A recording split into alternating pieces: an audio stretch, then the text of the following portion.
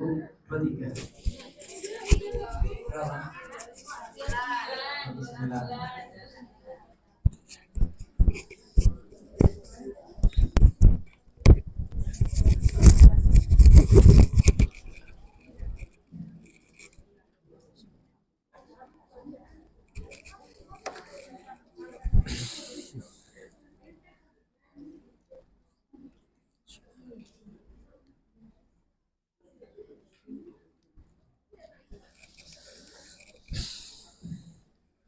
Bismillahirrahmanirrahim. Assalamualaikum warahmatullahi wabarakatuh.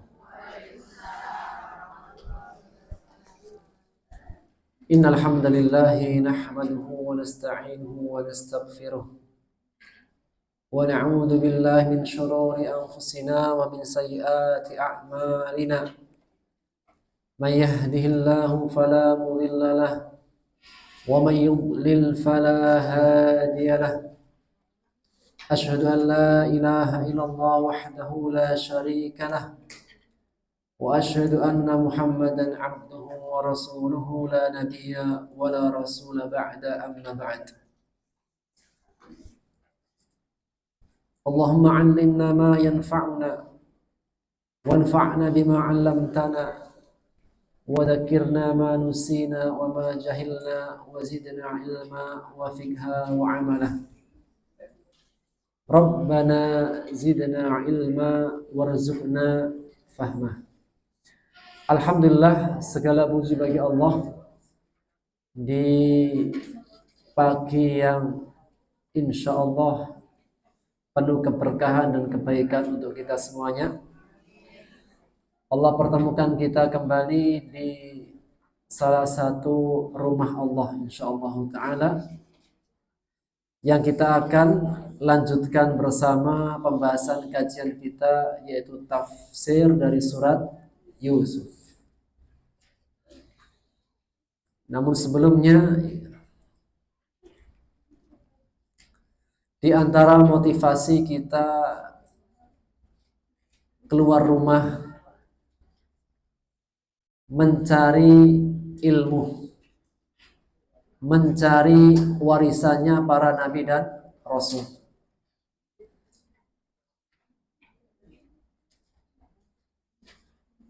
Di saat yang lainnya mungkin mengejar warisan-warisan yang lain, maka Allah berikan taufik kepada kita, Allah berikan kemudahan kepada kita untuk mencari-cari warisannya nabi dan rasul. Itulah ilmu. Yang Rasulullah SAW bersabda dalam hadis yang diriwayatkan oleh Muslim, beliau bersabda, man salaka tariqan yaltamisu fihi ilman sahhalallahu lahu bihi tariqan ilal jannah. Barang siapa yang meniti suatu jalan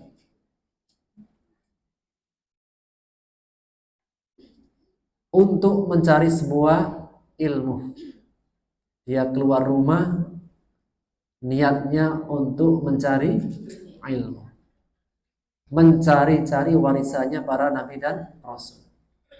Apa balasannya? Niscaya Allah mudahkan baginya jalan menuju surga. Masya Allah. Jalan yang sedang kita lalui, langkah demi langkah yang kita usahakan, ini semuanya menuju kepada surga. Dan luar biasa, surga, bayangkan. Di antara manusia itu ada yang meniti jalan untuk mengubur dirinya sendiri. Seberat apapun rintangan dia usahakan hanya untuk mengejar cita-cita. Sah-sah saja. Namun sebagai seorang mukmin tentunya ketika dia meniti suatu jalan, kalau bisa dia mendapatkan keuntungan yang sebanyak-banyaknya. baik keuntungan dunia, lebih-lebih keuntungan akhirat. Di antara manusia mungkin ada yang berjelajah alam. Bagaimanapun beratnya medan tetap dilalui. Atau di antara saudara-saudara kita yang sedang mendaki gunung. Gunung yang didaki gunung apa? Biasanya gunung apa? Mana? Wah, keren. Langsung Rinjani. Masya Allah, berarti apa ini? Jiwa-jiwa pendakinya muncul itu. Ya, Bromo atau Rinjani atau yang lainnya. Itu mereka mendaki luar biasa. Capek-capek, lelah-lelah, bahwa akomodasi, logistik. Apa yang dicari? Hanya sampai puncak melihat pemandangan. Dah. Gitu kan. Mencari kesenangan hati. Ya, kalau di sana bisa tadabbur alam, Masya Allah. Tapi biasanya nyampe sana ya tidur-tidur. Terkadang apa? Sudah terlena. Hanya takjub dengan keindahan alam, namun tidak sampai takjub kepada sang penciptanya. Namun alhamdulillah, meskipun kita tidak sampai seberat perjuangan para pendaki, Allah mudahkan langkah kita menuju surga. Taman di antara taman-taman surga, itulah majelis ilmu. Maka semoga ilmu yang kita pelajari ilmu yang bermanfaat, ilmu yang mendatangkan rasa khasyah, rasa takut kita kepada Allah Subhanahu wa taala. Baik. Kita lanjutkan pembahasan kita dalam surat Yusuf dan kita sampai pada ayat yang ke-29. Dan tentunya masih tentang ujian-ujian Nabi Yusuf alaihissalam. Nabi Yusuf alaihissalam adalah nabi dan hamba Allah yang dalam kehidupannya banyak ujian-ujian yang harus diselesaikan. Dan itulah kehidupan. Hidup itu banyak yang harus diselesaikan. Selesai dari satu urusan, melangkah lagi urusan yang lain. Itulah kehidupan. Banyak hal yang harus kita selesaikan. Saya tidak mengatakan ujian. Namun apa kita mengatakan banyak yang harus diselesaikan. Karena ujian itu pasti akan ada. Dan pasti selesai. Tidak mungkin ujiannya itu aja. Pasti ada yang lain dan bisa kita selesaikan. Dan kenapa kita pelajari tentang kisah-kisah dalam Quran?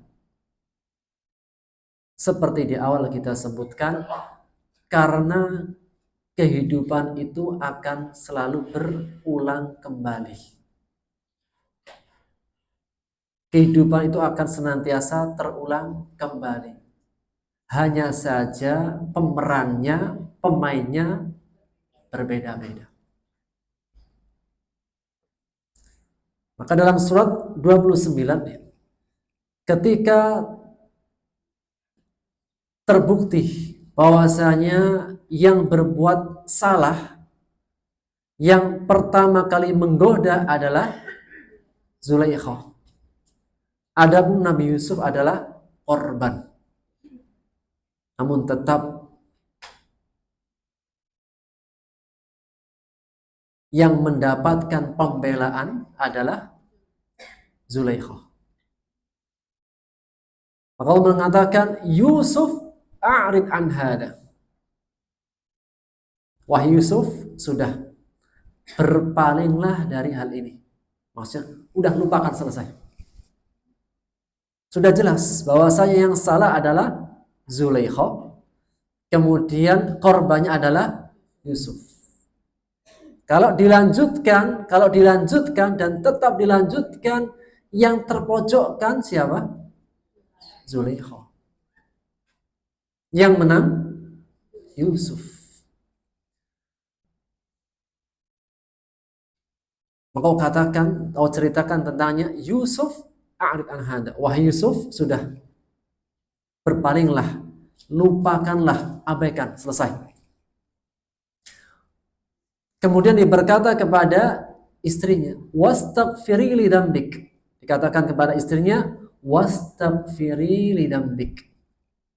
Sudah, mohonlah ampun atas dosamu. Innaki kunti minal khati'in. Sesungguhnya engkau termasuk yang salah. Dari ayat ini, di antara faedah yang bisa kita ambil, yang pertama adalah anjuran menutupi kesalahan. Anjuran menutupi kesalahan orang lain yang berbuat salah, dengan catatan yang tidak membanggakan dosa-dosanya. Ada di antara manusia ketika berbuat salah, dosa, dia bangga. Dan ini di antara sifatnya orang-orang kafir yang tidak percaya dengan hari akhirat. Di antara sifat orang yang ingkar dengan hari akhirat adalah orang yang bangga dengan dosa.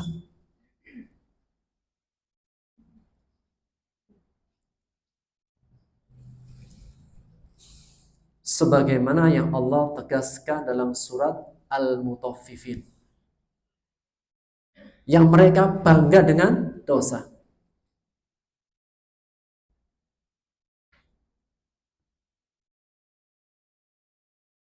Wa idzan qalabu ila ahlihim inqalabu fakihin. Jika mereka kembali kepada keluarganya setelah mereka menjelek-jelekkan, menghina, merendahkan orang beriman, mereka kembali kepada keluarganya dengan gembira riang. Ada di antara manusia itu yang bangga dengan dosanya. Berbuat dosa, bangga, menceritakan. Maka di antara ancaman yang keras adalah tidak akan masuk surga al-mujahir, orang yang bangga dengan dosa. Menunjukkan dia itu tidak meyakini adanya hari pembalasan. Kalau dia di dalam hatinya ada keimanan dengan hari pembalasan, pasti dia takut dengan dosanya. Dan takut dengan dosa itu di antara tanda iman. Berbuat salah, merasa.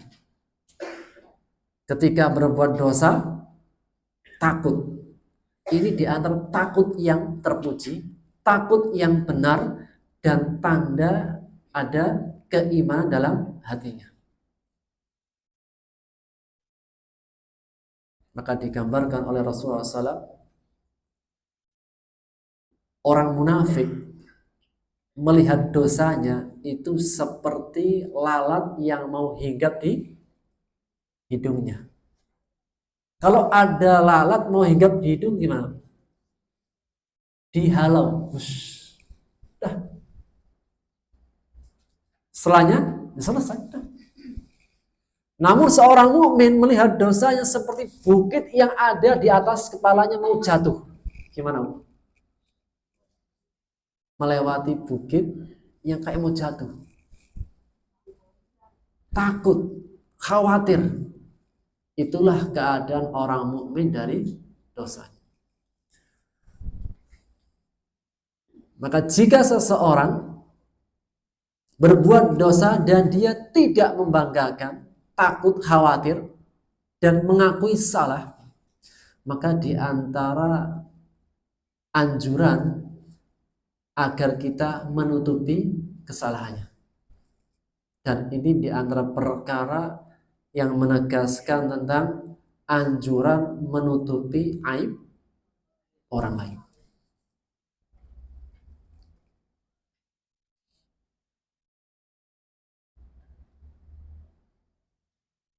Setiap dari kita punya kekurangan dan aib? Ya, tidak ada, Bu. Manusia di muka bumi itu yang sempurna. Gak ada. Karena kesempurnaan yang mutlak hanya milik Allah. Selain Allah pasti ada kekurangannya, ada aibnya. Kenapa Allah jadikan setiap kekurangan pada manusia? Agar manusia senantiasa bersikap tawadhu, rendah diri, rendah hati. Agar manusia tidak merasa dirinya paling baik daripada yang lainnya.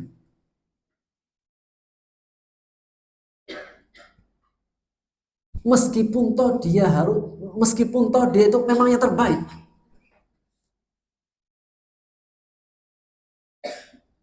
Kita bisa mengambil sikapnya Rasulullah Sallallahu Alaihi Wasallam ketika dibanding-bandingkan dengan Nabi Yunus.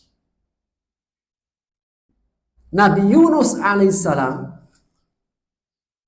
Nabi, pernah berbuat salah. Apa salahnya? Allah perintahkan untuk berdakwah, mendakwahi umatnya yang susahnya luar biasa. Karena gak sabar, akhirnya apa? Meninggalkan umatnya. Jadi ustadznya agak ngambekan. Ustadznya datang duluan, jamaahnya belum datang. Karena ustadznya ngambek, boleh nih. Ustadznya pulang. Ustadz, kenapa kau pulang? Gak dijawab. Ngambek ustadznya. Ya sudah, daripada gak bisa, ya sudah cari jamaah yang lain. Akhirnya ditinggalkan kaumnya naik kapal. Ketika naik kapal penuh dengan penumpang, di tengah lautan terjadi mendung. Ombaknya besar. Akhirnya perahunya oleng. Goyang. Mau tidak mau harus dikurangi penumpangnya. Biar adil, gimana caranya? Diundi. Siapa yang keluar namanya, dia yang akan diceburin. Diundilah. Dikocok-kocok, dikeluarkan. Ternyata yang keluar namanya Yunus bin Matta. Orang-orang pun tahu ini Yunus bin Matta, nggak mungkin kita keluarkan. Nggak ada kan keluarkan ustaznya. Udah kita ulangi lagi, dikocok-kocok, dikeluarkan. Keluar siapa lagi? Yunus bin Matta. Masih nggak tega. Jangan-jangan salah deh ini kocokannya nih.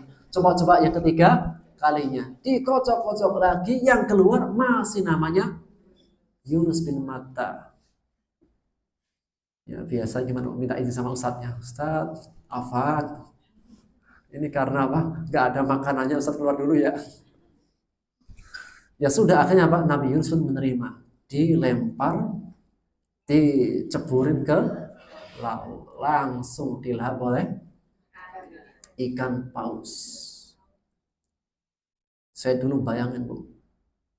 Kayak gimana dia makan ikan paus? Kan nggak kebayang, Bu, ikan paus itu seperti apa sih?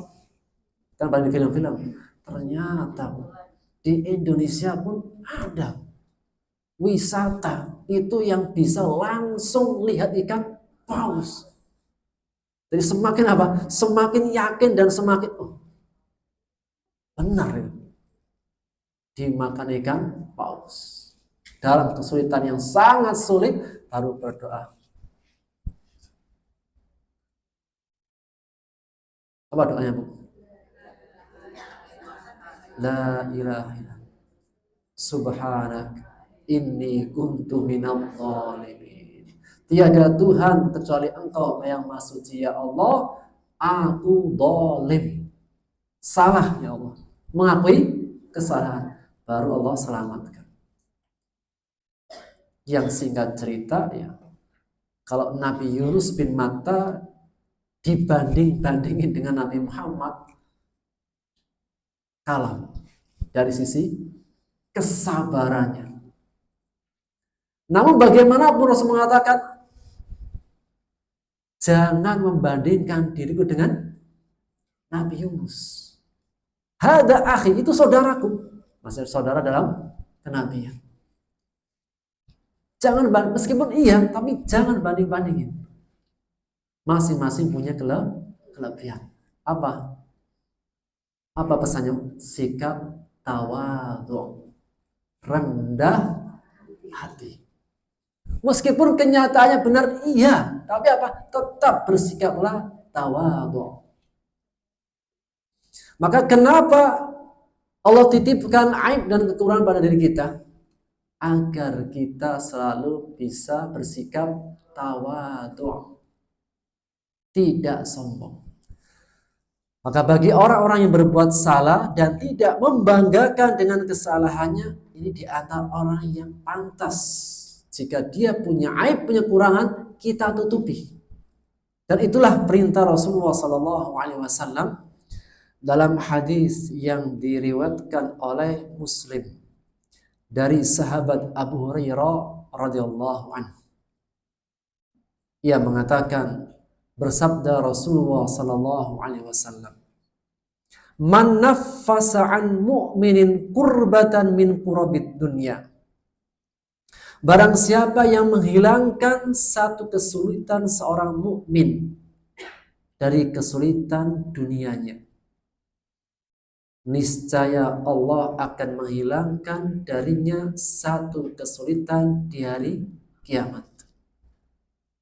Jadi kalau kita menghilangkan kesusahan saudara kita punya kesusahan dari dunianya, kemudian kita bantu untuk menyelesaikannya, Allah berikan kabar gembira. Nanti kalau hari kiamat engkau mendapatkan kesulitan, Allah akan hilangkan kesulitan itu. Cari. Kalau ada saudara kita yang kesulitan, apa kesulitannya? Cari sandal, Pak. Kenapa? Habis keluar dari majelis taklim, sandal saya hilang. Ketua panitia turun tangan. Sandalnya apa? Nomor berapa? Mereknya apa? Ini bukan sandal jepit, Bu. Ejer nih, Bu. Ya nggak apa, bismillah. Kita ganti. Kalau yang hilang baru sandal, aman insya Allah. Asalkan bukan yang hilang adalah imannya. Nah. Yang kedua, waman yassaru ala mu'sirin yassarallahu alaihi fid dunya wal akhirah. Barang siapa yang memberikan kemudahan. Tuh. Kalau ada yang menghilangkan kesulitan, sekarang ngasih kemudahan. Orang yang kesulitan, Allah berikan kemudahan di dunia dan akhirat. Di antara cara agar kita itu dimudahkan urusan kita dunia dan akhirat, sering-seringlah beri kemudahan kepada orang lain. Dalam hal apa? Ya, dalam perkara duniawi atau akhiratnya. Dalam jual beli misalnya, kita punya barang, teman kita mau beli, dimudahkan. Atau kita sebagai pembeli, kita memudahkan yang menjual. Seorang penjual memudahkan pembeli.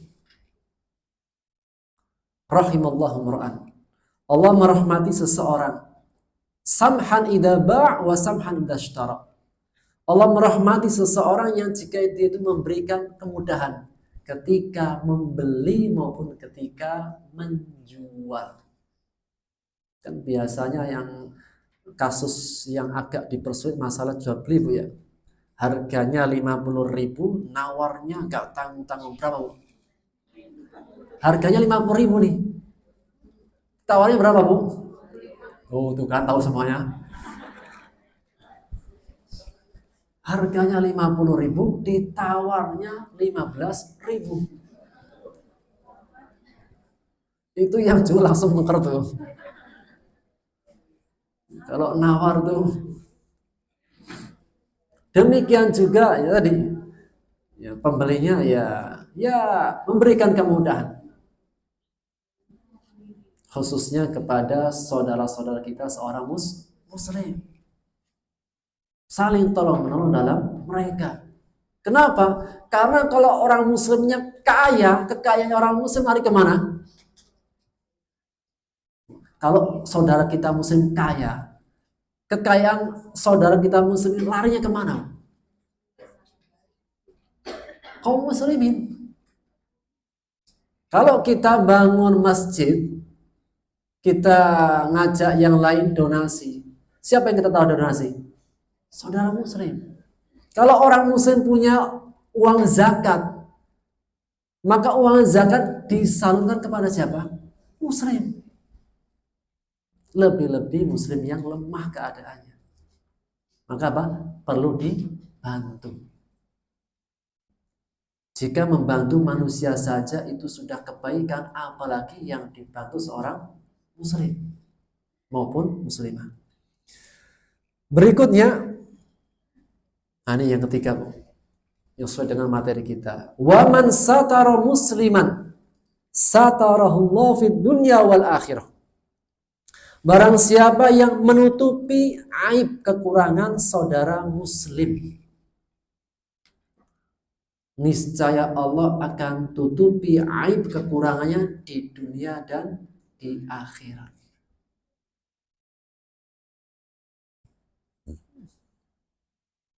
Sehingga hadis ini menegaskan, menganjurkan kepada kita untuk saling menutupi aib kekurangan.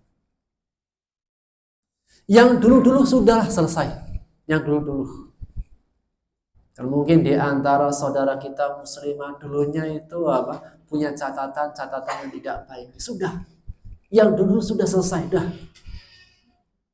Tidak perlu dibuka.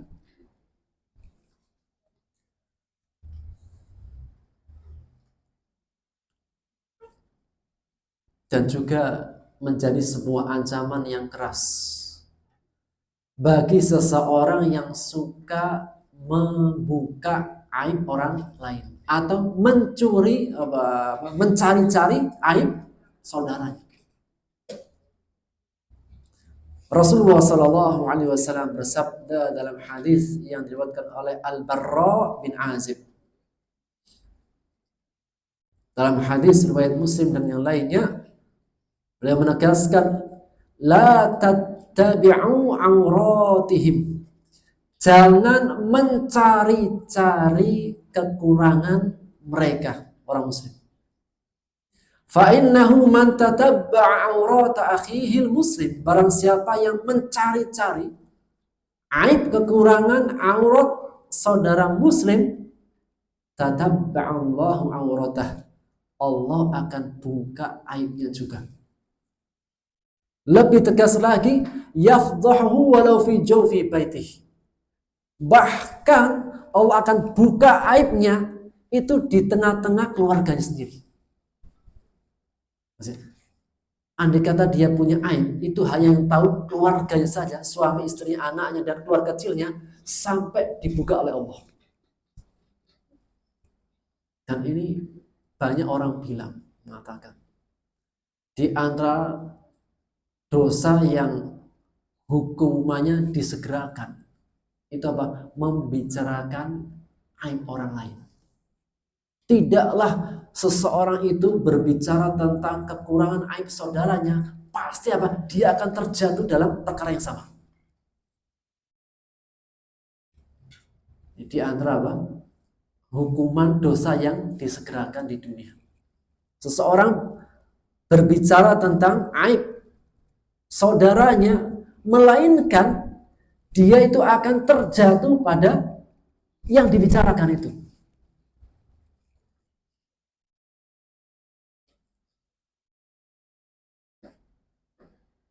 Ajilan au ajilan, baik segera atau suatu saat nanti. Sehingga Allah mengatakan, Yusuf a'rid an hada. Wah Yusuf, udah lupakan, selesai.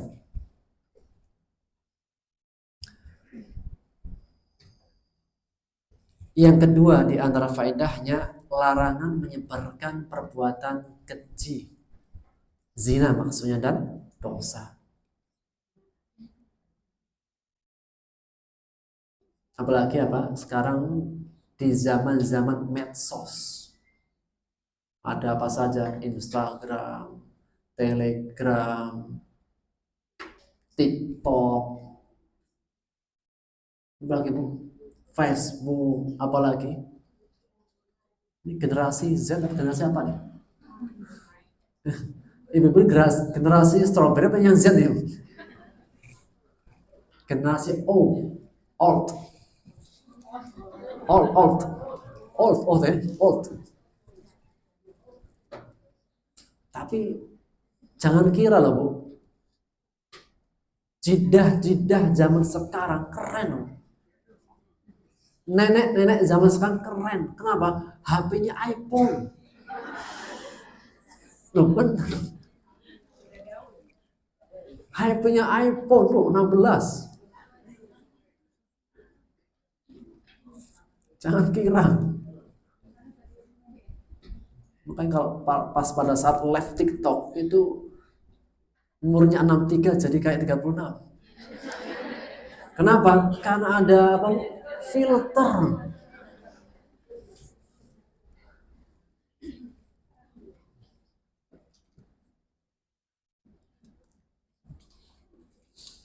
Sehingga seorang muslim ketika mendapati video yang tidak layak ditonton, maka apa? Tidak boleh ikut menyebarkan. Delete, selesai.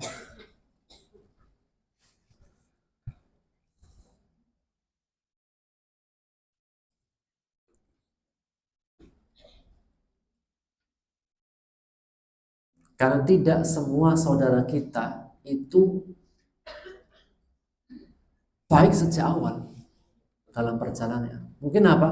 Dulunya nggak baik-baik, kemudian apa? Hijrah, taubat, jadi orang yang baik.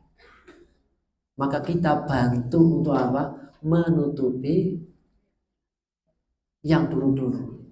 Jika ada foto atau videonya, delete. Baik, faedah yang ketiga, segera memohon ampunan dari perbuatan dosa. Dan ini apa?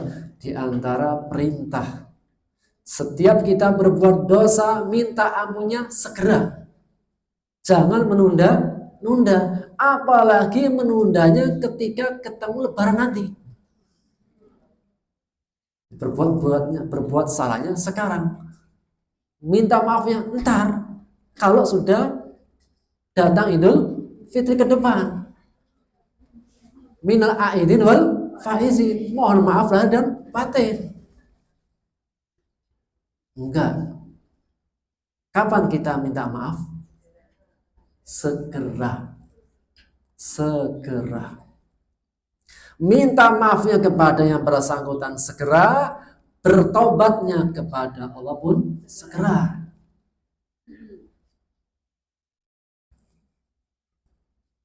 Karena kenapa harus segera? Karena hari esok tidak ada yang tahu. Di antara perkara gaib itu 5. 5 kunci gaib.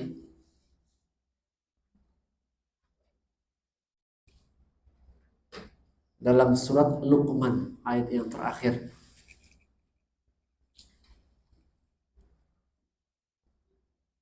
Surat Luqman surat berapa tuh? 31. Ayat yang terakhir.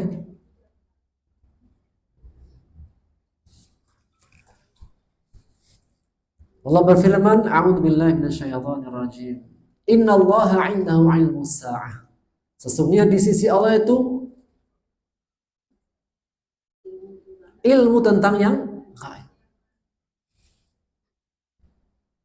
Apa saja? Yang pertama, ilmu sa'ah, tentang hari kiamat. Tidak ada seorang pun yang tahu kapan hari kiamat dengan pasti. Hanya yang diberitahu adalah tanda-tanda. Kenapa? Karena segala sesuatu itu punya tanda.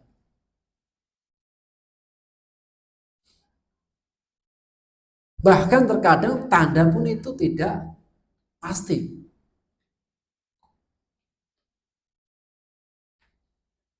Kalau mendung, tandanya mau? Apakah setiap mendung pasti hujan? Enggak. Kan ada ungkapan apa? Mendung tak selalu.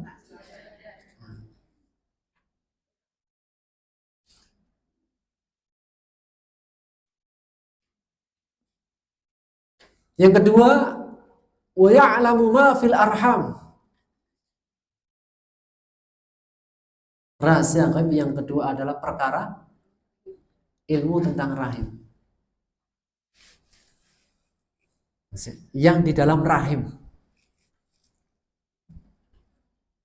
Laki-laki, perempuan, mancung atau bukan, kurang mancung. Rambutnya lurus atau kurang lurus. Hitam atau putih. Bapaknya putih, ibunya putih. Apakah pasti kalau lahir anaknya putih? Hah? Bapaknya ibunya hitam. Apakah anaknya pasti akan hitam? Hah? Belum tentu. Burung gagak. Hitam atau putih? Hitam. Ketika baru menetas warnanya putih. Makanya burung gagak itu kalau anak netas dia kabur orang tuanya. Kenapa? Oh saya hitam, anak saya putih. Mau dia. Akhirnya apa? Si anak yang baru menetas ini, ketika dia baru menetas itu ditinggal oleh induknya. Namun kuasa Allah,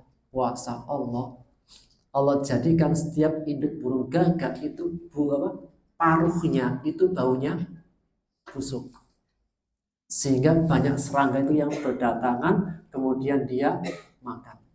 Sampai ketika sudah mulai tumbuh, bulu-bulunya hitam, langsung apa? Induknya baru sadar, ternyata ini anak saya. Baru turun lagi. Dan itulah doanya Nabi Daud alaihissalam. Ya Allah, berikan aku rizki sebagaimana Engkau berikan rizki kepada burung, anak burung gagak. Doa siapa? Nabi Daud alaihissalam.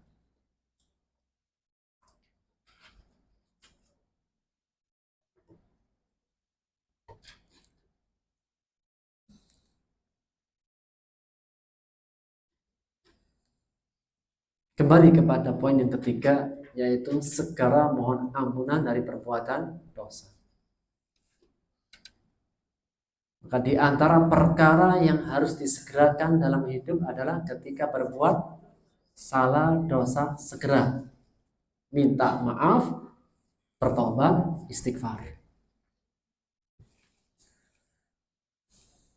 Sehingga tidak ada lagi namanya apa? Nunggu pada saat momentum hari raya. Baik, ayat 30.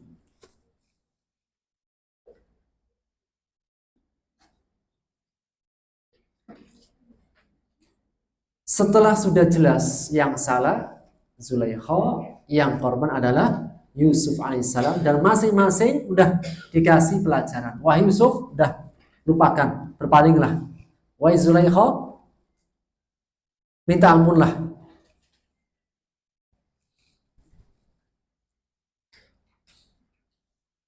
Maka berita tentang Zulaikha tersebar viral, Bu. Wa qala niswatun fil Madinah. Berkata wanita-wanita lawannya Zulaikha. Zulaikha ini cantik, iya, istrinya raja. Jadi apa? Ya namanya apa? Persaingan di antara wanita itu ada. Maka berkata wanita-wanita yang ada di kota, Imra'atul Aziz turawidu fataha an nafsihi. Kok gimana nih, gimana? Kok bisa istrinya raja menggoda anak angkatnya?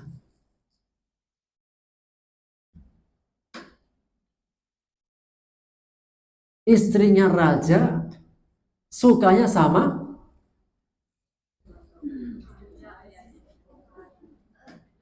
siapa? Anak bujangnya, anak angkatnya. Enggak level. Tuannya tergoda sama pembantunya. Maka disebutkan sebabnya qad syaghafaha hubbah. Cintanya itu sudah terlalu mendalam. Cinta itu bertingkat-tingkat. Ada yang ya suka-suka biasa. Kalau ada orangnya ketemu suka, kalau nggak ada ya sudah. Namanya cilok. Cilok.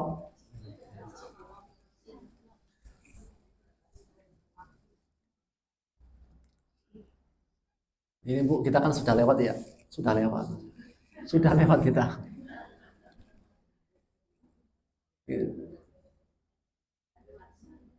Awalnya nggak ada rasa sama sekali. Karena satu kantor, berangkat naik bis, bareng ketemu. Masuk kantor, ketemu. Di kantor, ketemu. Pulangnya, bareng. Hujanan, bareng. Daripada susah-susah nyari ke sana kemari, gak dapat-dapat, ya sudahlah, bismillah.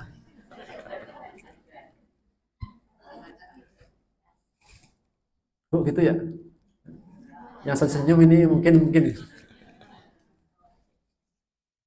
Nah, bukan pengalaman, ini ada.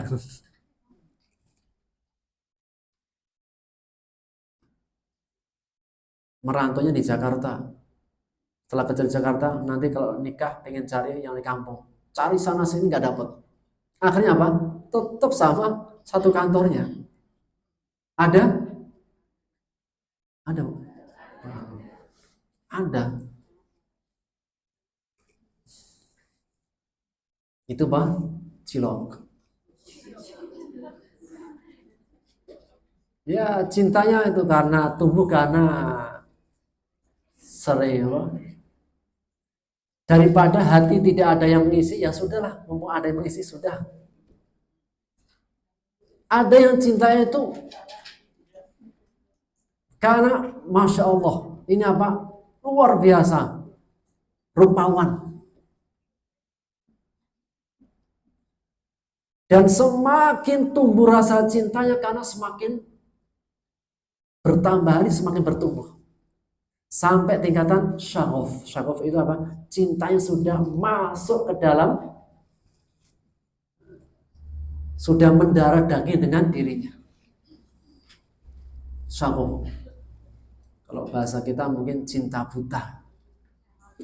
Cinta buta. Lihat lewat orang, jangan-jangan Laila.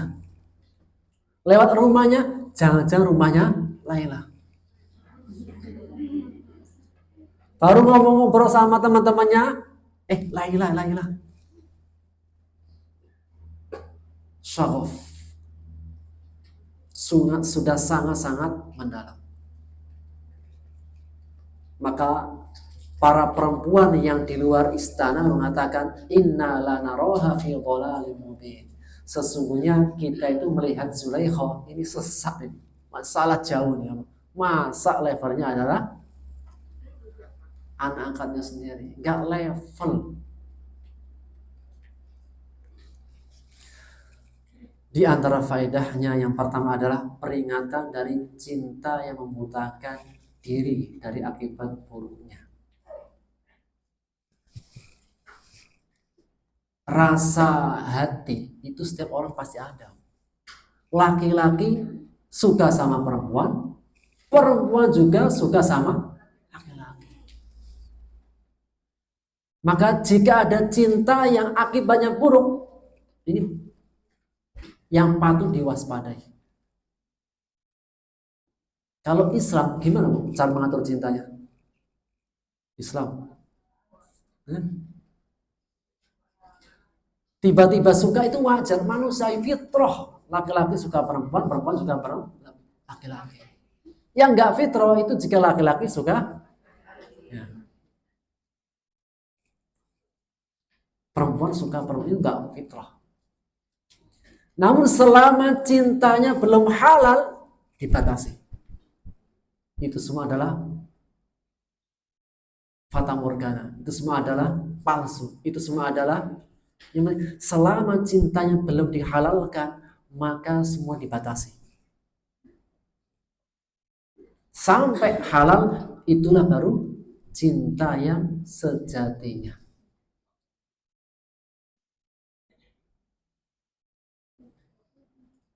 Dan ketika cinta diikat dengan yang halal, itulah cinta karena Allah.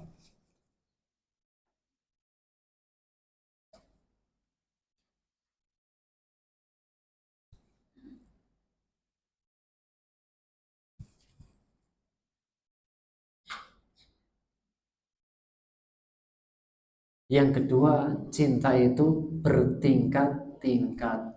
Ada yang biasa, ada yang sudah sangat-sangat mendalam.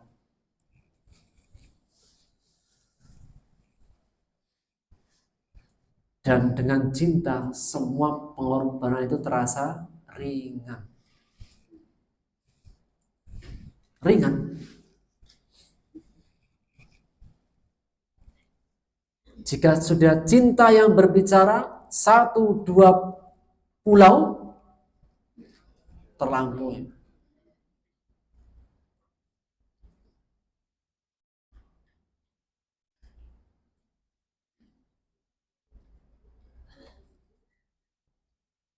Baik. Kira-kira Zulaikha dituduh seperti itu. Wah, sesat Zulaikha ya. Kenapa? Masa dia suka sama anak-anaknya? Kira-kira Zulaikha terima gak? Hah? Sesama perempuan gak terima. Maka apa yang diperbuat? Buatlah Zulaikha membuat makar, siasat. Baik. Di ayat setelahnya, di ayat 31.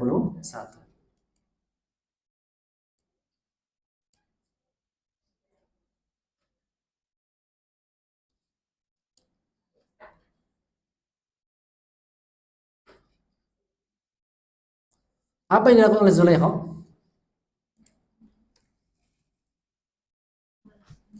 Falamma sami'a bimakrihinna. Ketika ia mendengar celaan mereka, arsalat ilaihinna wa'tadat lahunna muttaka'ah. Maka semuanya diundang ke rumahnya, disiapkan muttaka, tempat duduk sofa bed lah, biar apa? Bisa santai, bisa nyaman.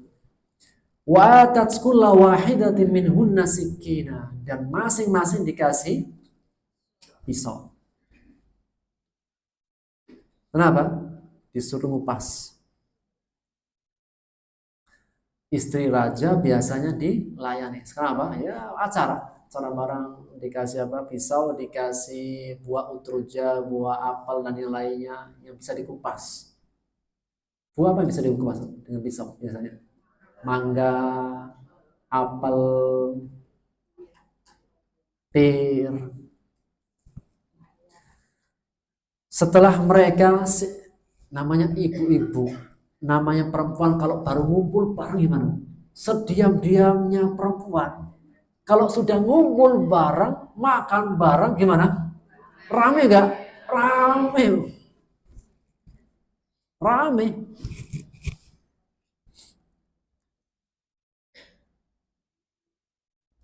Setelah sudah asik-asiknya ngobrol, rame-rame keadaan sambil makan, sambil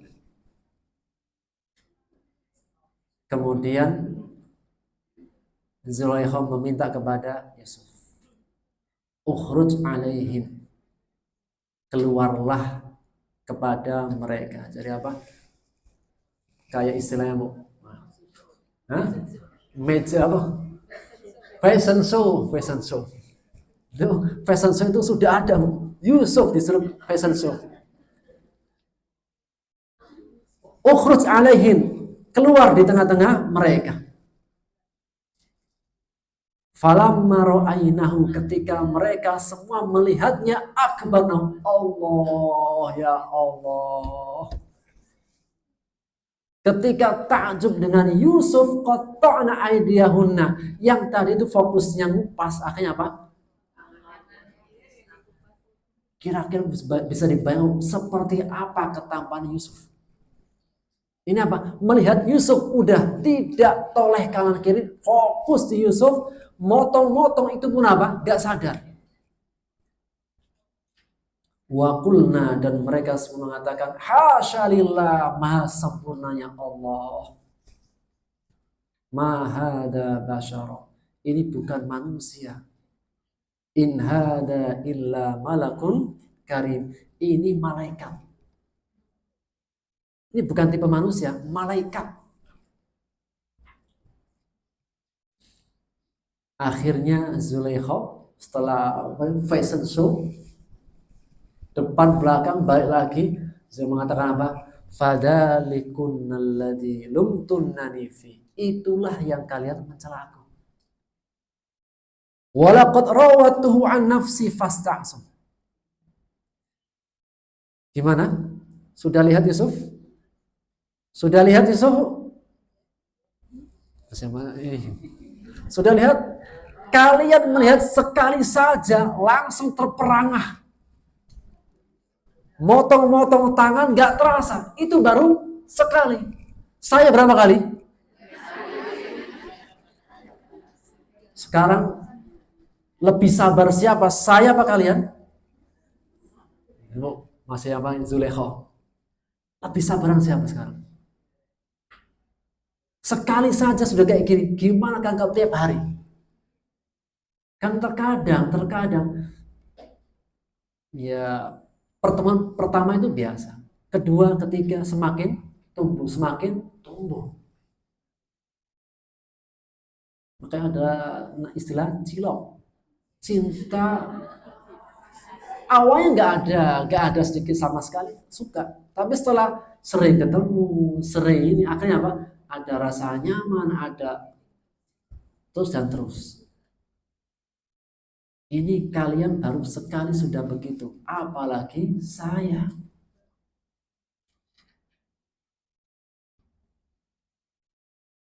Dan ketika aku menggoda dirinya untuk ditundukkan, ista'sam. Dia menolak. Dan aku mengancam, wa illam yaf'al ma amuru. Jika Yusuf tidak melakukan apa yang aku perintahkan, apa yang aku minta, la yusjananna, dia akan dipenjara, wala yakuna minas saghin, dan akan menjadi orang yang hina. Diancam. Kenapa diancam? Karena dia punya kuasa. Maka yang punya kuasa itu yang bisa mengancam. Orang lemah bisa mengancam nggak? Nggak bisa. Siapa yang bisa mengancam? Yang punya kekuatan.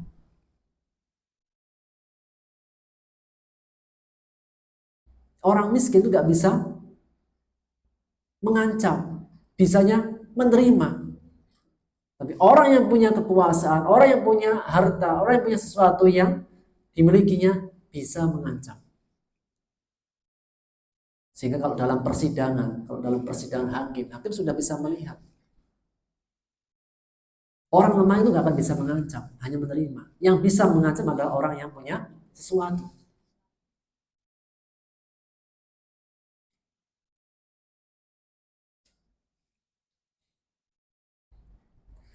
Maka di antara faedah yang bisa kita ambil, kita ayat demi ayat dulu Bu ya.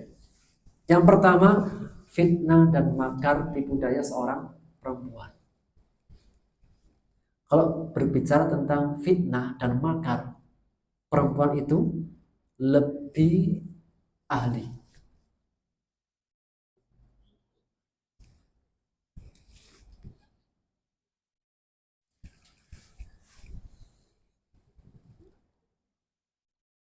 Yang kedua, hasyalillah, lafaz pensucian, maha suci atau maha sempurna. Ketika dia mengatakan hasyalillah ma hada basyara, seakan-akan ia menyadari itu tidak mungkin dari golongan manusia.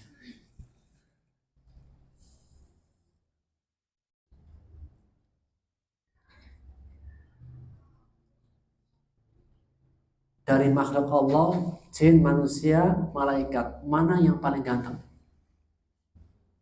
Mana yang paling sempurna? Malaikat. Malaikat. Gak usah dicari Bu ya. Malaikat. Maka mereka mengatakan ini bukan manusia lagi, ini malaikat, malakun karim, malaikat yang mulia.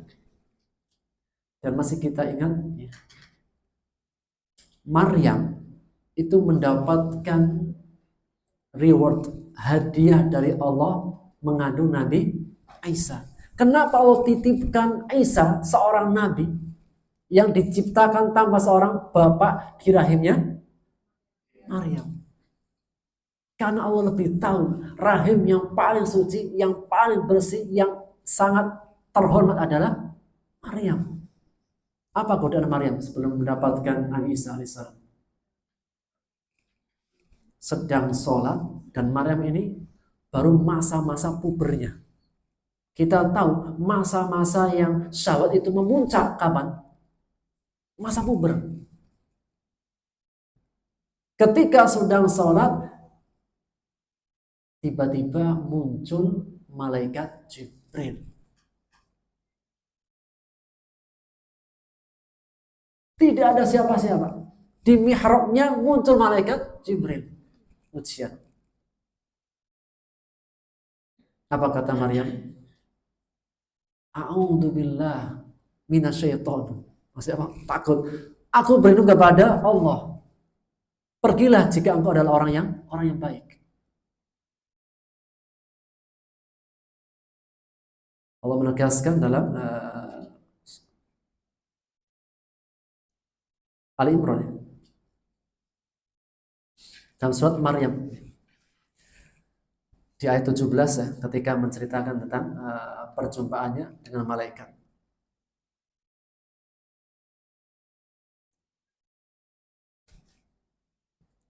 Fattakhadat min dunihim hijaban. Ia memasang sebuah tabir. Dia tertutup.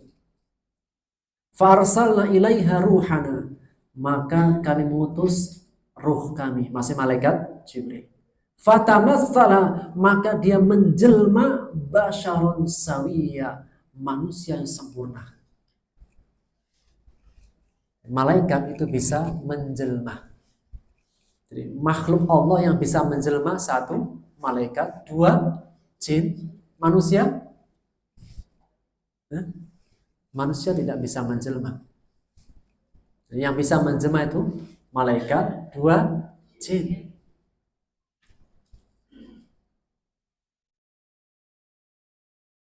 Kalau malaikat Jibril itu menjelma laki-laki, kira-kira gantungnya seperti apa?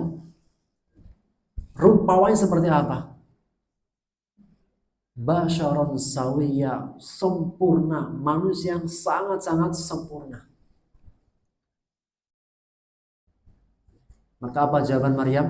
Qalat inni a'udzu birrahman minka in kunta taqiyya. Dia berkata, a'udzu, aku berlindung kepada Ar-Rahman Allah, darimu, in kunta taqiyya, jika orang bertakwa, menjauh.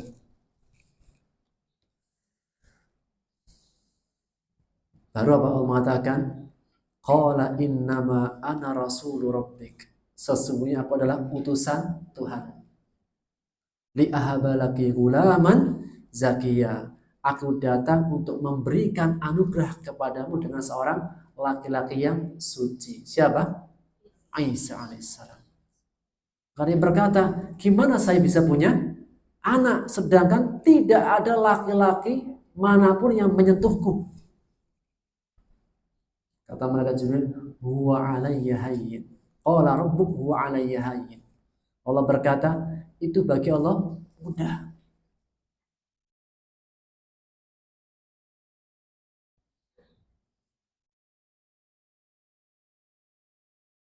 Ujian syahwat.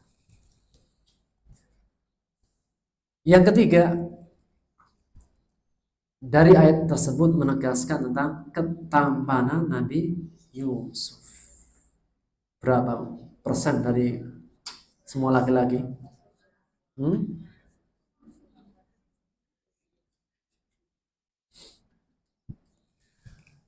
Disebutkan dalam hadis riwayat Muslim dari Anas bin Malik tentang kisah peristiwa Isra Mi'raj. Rasulullah SAW diperlihatkan tentang ketampanan Nabi Yusuf, fa'idha wa syatru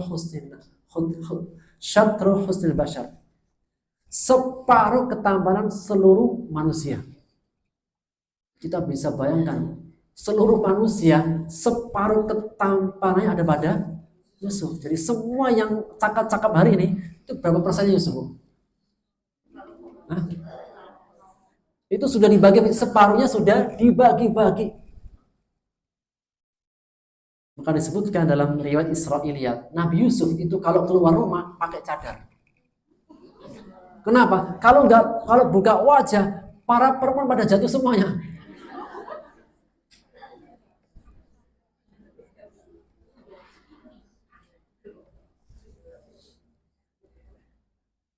Jadi kira-kira gimana Zulaikha ini?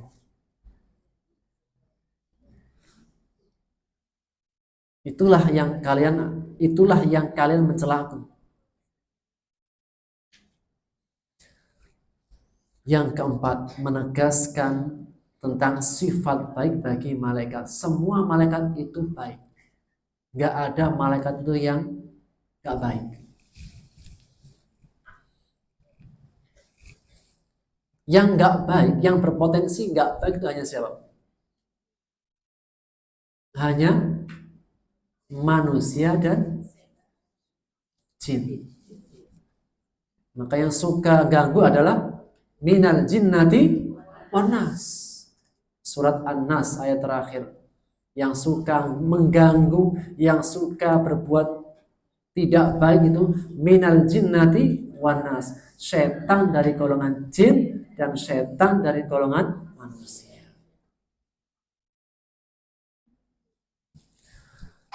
Faedah yang di ayat yang ke-32, bolehnya menyampaikan sebuah alasan, boleh menyampaikan alasan karena suatu tindakan. Mana? Tadi ucapan Zulaikha. Kenapa Zulaikha mengumpulkan teman-temannya yang lain untuk melihat Yusuf?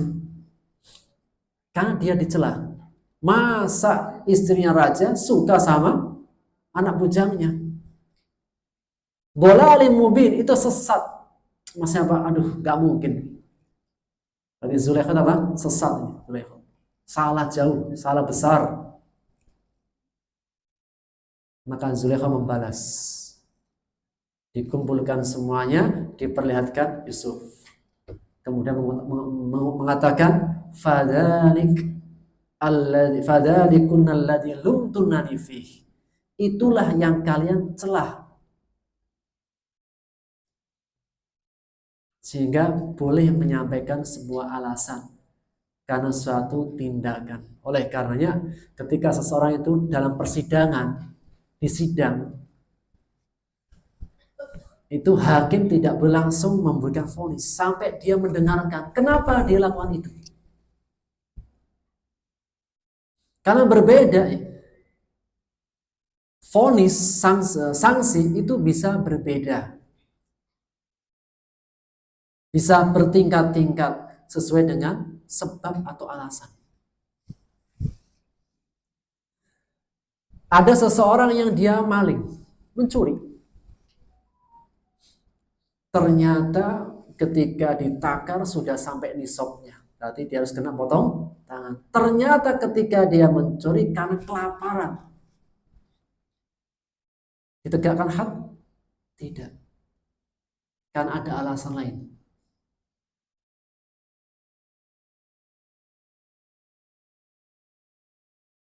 Namun ketika seseorang mencuri, tidak ada alasan, hanya hawa nafsu, ini yang tegakkan had.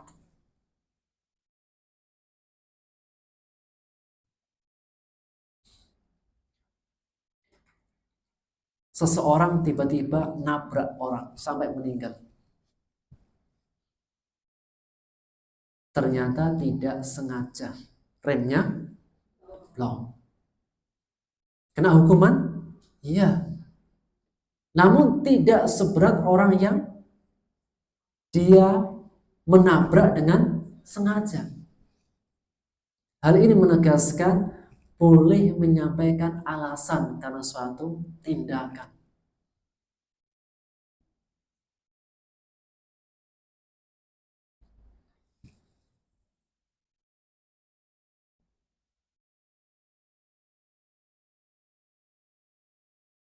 Kenapa keluar lebih duluan? Lapar, Ustaz. Lapar. Boleh. Kenapa pulang duluan? Ngantuk. Sholat tarawihnya lama. Karena ngantuk ya sudah, Pak. Mundur, tidur duluan. Beneran tidur sampai selesai.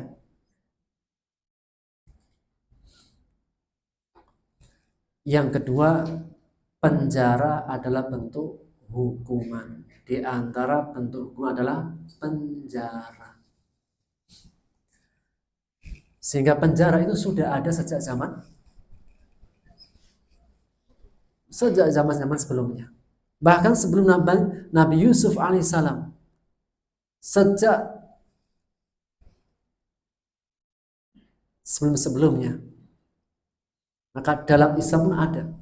Jika seseorang berbuat jahat, dapat diantara adalah ketika belum jelas vonisnya, maka dipenjara dulu, diamankan. Maka setiap perbuatan kejahatan, di antara cara membatasinya dengan penjara. Di antaranya kita bisa ambil faedah dari kisah Ya'jud Ma'jud. Ya'jud Ma'jud ini dua suku manusia, Ya'jud dan Ma'jud. Dua bangsa, Ya'jud dan Ma'jud. Yang sifatnya merusak. Di mana ada Ya'jud Ma'jud, semuanya rusak. Manusianya, buminya, peternakannya, tanamannya, semuanya rusak. Memang apa? Mufsiduna fil ard. Allah sebutkan sifatnya mufsiduna fil ard. Dan Ya'jud Ma'jud dari golongan jin atau manusia? Ya'jud Ma'jud manusia. Keturunan Nabi Nuh alaihissalam dari nasabnya Yafis. Kita semua yang hidup saat ini adalah keturunan Nabi Nuh alaihissalam. Sehingga Nabi Nuh alaihissalam disebut dengan bapak manusia yang kedua. Karena setelahnya yang beranak pinak itu hanya nasabnya Nabi Nuh alaihissalam. Setelah banjir bandang, kemudian yang selamat hanya berapa orang yang di kapalnya, kemudian semua itu tidak ada keturunan kecuali Nabi Nuh. Nabi Nuh punya 4 anak. Kan'an yang meninggal kafir, kemudian meninggal Sam, Ham, Yafis. Maka Ya'jud Ma'jud dari nasabnya Yafis. Dan sangat cepat berkembang biaknya. Merusak. Sampai akhirnya datang zamannya Dzulqarnain. dalam surat Al-Kahfi.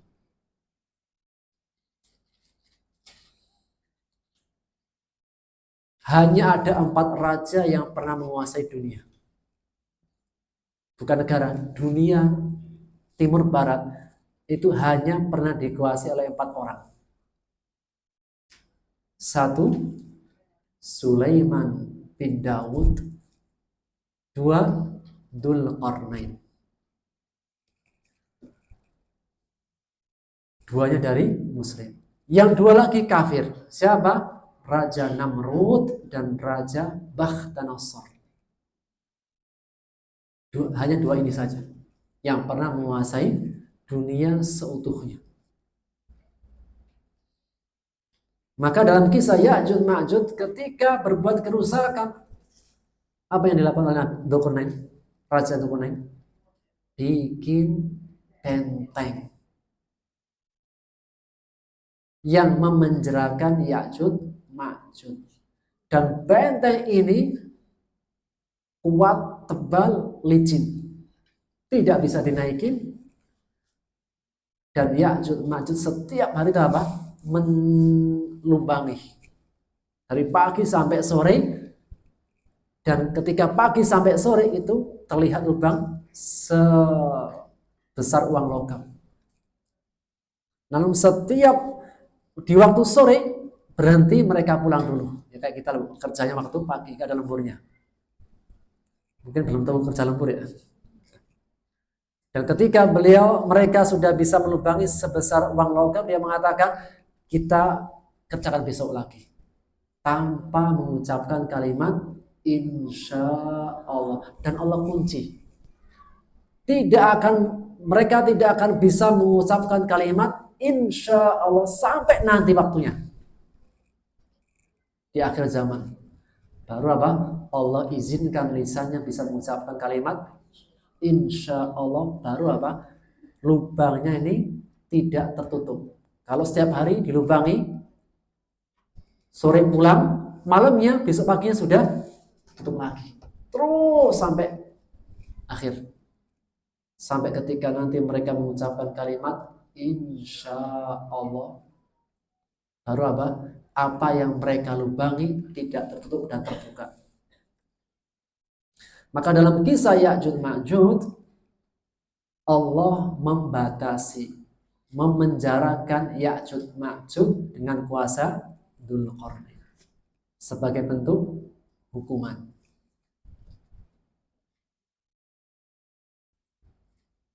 Baik. Ayat setelahnya,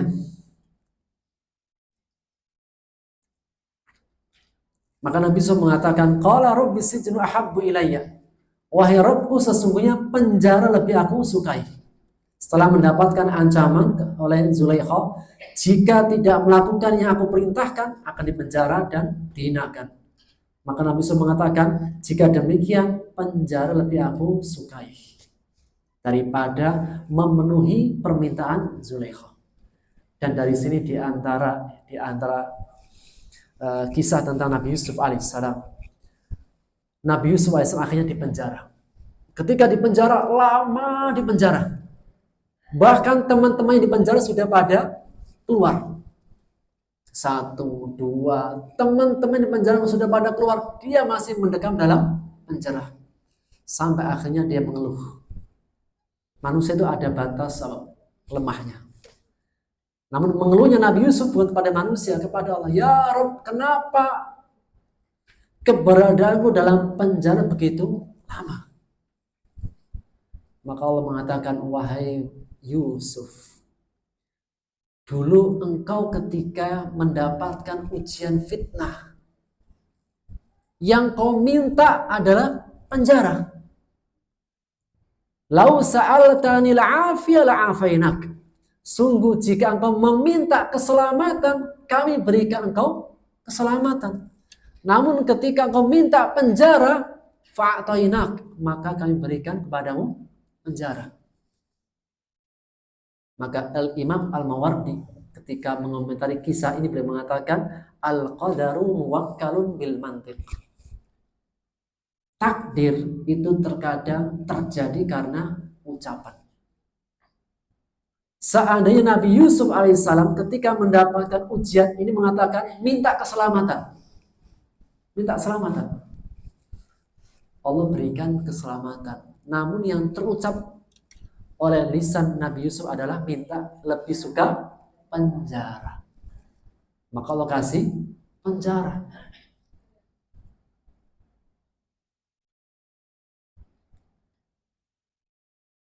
Sehingga terkadang takdir itu terjadi karena ucapan.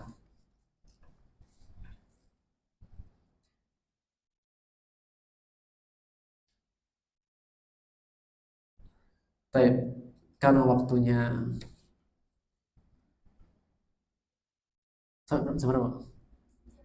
Jam 10 ya. Karena waktunya sudah tinggal beberapa menit, kita cukupkan dulu ya. Kita cukupkan ya. Pada ayat yang ke 33 ya. Tinggal beberapa faedah dari ayat 33. Itu pada kisah Nabi Yusuf alaihissalam di dalam penjara. Dan setelahnya insya Allah kita akan sebutkan beberapa kisah Nabi Yusuf dalam penjara. Jadi ini ujian demi ujian Nabi Yusuf alaihissalam. Dan Nabi Yusuf alaihissalam itu seorang nabi, juga ujiannya pun banyak yang harus diselesaikan. Ketika dengan keluarganya ujian, berpisah dengan keluarganya ujian, ditempatkan di istana ujian, masuk penjara ujian juga. Seseorang kalau ujian terus, kira-kira makin kuat apa makin lemah? Makin kuat makin lemah? Makin kuat. Kalau dia punya hati yang kuat, punya iman yang kuat, akan kuat. Namun terkadang manusia kalau gak punya kekuatan jiwa, gak punya iman, malah semakin putus asa. Orang beriman itu apa? Senantiasa berhusnudzon. Habis gelap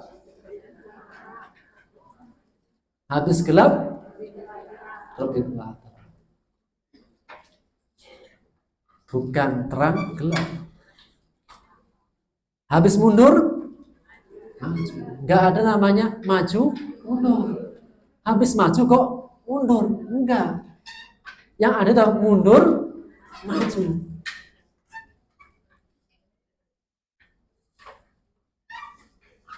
Setelah kesulitan ada kemudahan. Nggak ada istilahnya apa? Setelah kemudahan kesulitan.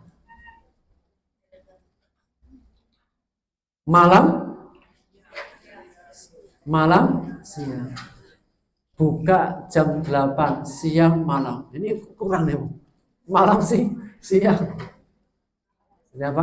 Islam itu mengajarkan untuk senantiasa optimis.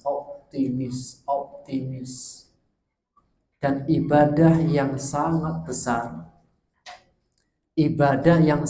besar adalah ibadah menunggu jalan keluar. Intidharul faraj. Di antara ibadah yang besar itu ibadah menanti. Apa yang dinanti? Kemudahan, kebaikan, kelapangan. Seberat apapun keadaannya, meskipun nggak mungkin dan mustahil, tetap beroptimis, tetap berkeyakinan, insya Allah hari esok jauh lebih baik. Itu di antara ibadah. Jadi jangan dikira ibadah itu hanya sholat, zakat, puasa, haji. Enggak. Di antara bentuk ibadah yang besar adalah intidharul faraj, menunggu kebaikan yang akan datang. Hari ini sakit, insya Allah besok. Hari ini gelap, insya Allah besok. Hari ini baru gak semangat besok, hari ini ngantuk, besoknya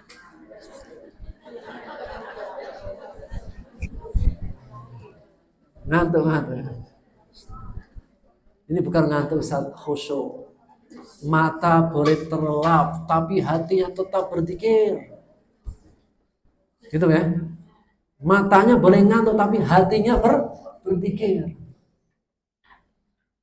Itu hanya Rasulullah. Rasul itu punya kekhususan.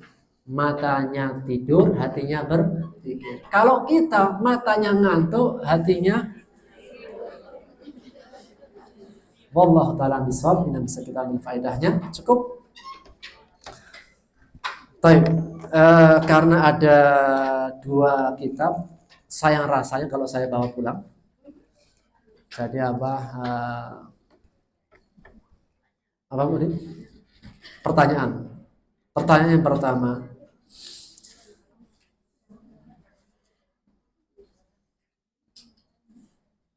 Pertanyaan yang pertama. Hadis tentang menutupi aib saudara seorang muslim, hadis riwayat siapa, dari siapa?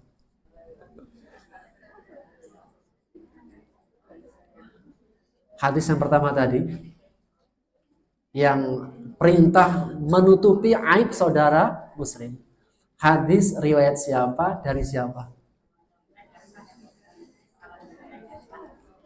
Halo?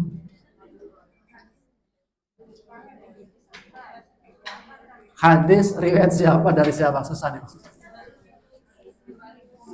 Hadis riwayat Muslim dari Abu Hurairah. Masya Allah. Ada sahih. Masya Allah. Bu, beli yang mana, Bu? Ada 2 nih, Bu. Kanan kiri. Mana aja. Pertanyaan yang kedua.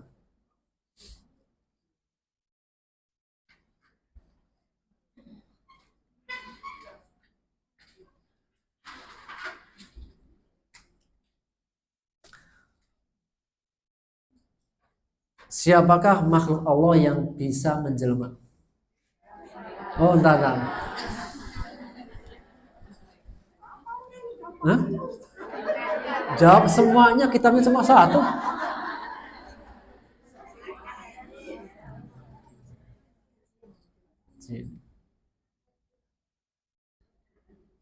Baik.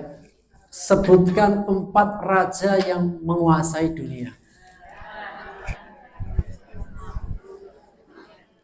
Ada menjawab, ada.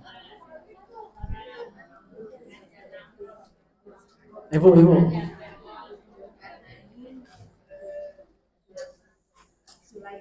Nabi Sulaiman bin Dawud, Dzulqarnain,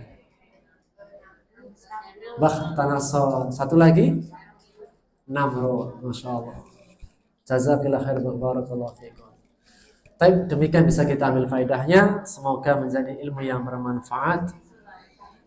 Kita akhiri dengan doa kafaratul majlis. Subhanakallahumma bihamdika asyhadu an la ilaha illa anta astaghfiruka wa atubu ilaik. Assalamualaikum warahmatullahi wabarakatuh.